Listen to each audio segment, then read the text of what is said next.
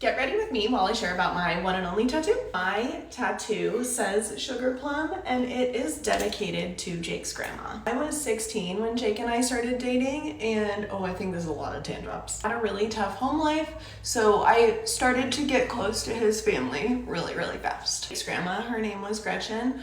She was kind of like the matriarch of the family and she was a marriage and family therapist. His parents actually took me into his home at 17 and let me live there, and his grandma started counseling me through my dad's addiction and my parents' divorce. One time when Jake was in Hawaii with his dad's side of his family, his grandma invited me to church with them, and when I say invited, I mean she said, "Honey, you're gonna come to church with me." She was the person that I went to for everything, advice, encouragement, comfort, a laugh. She was like my person. She had this like crazy cackle of a laugh. It was like, ah, ha, ha, ha, ha. And she called everyone Sugar Plum.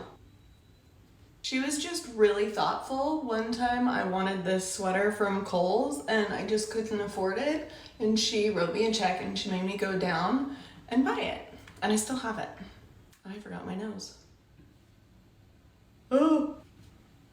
My favorite memory is that I got to stay at their house over college break a couple times, and this one time in particular, I would wake up every single morning and go into her room and watch her get ready at her vanity, and we would just laugh and relax for hours. She was also very sick. She had emphysema and a kidney transplant, and she was always on oxygen. Grandma passed away about 2 months before our wedding. She fell in the middle of the night and hit her head and never really recovered from there. So to clarify, she fell and hit her head, and then she was home for a week on hospice before she passed away. Remember the day that she passed? We were all there, our whole family.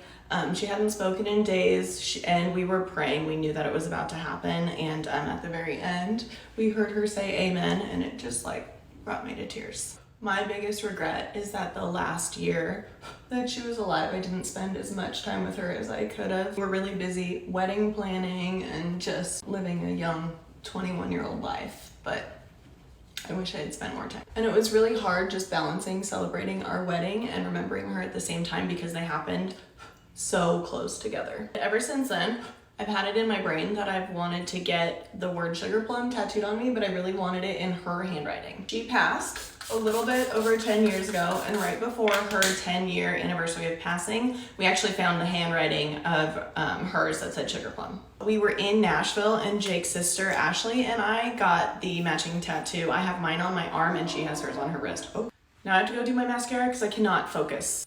And that is the story of my Sugar Plum tattoo.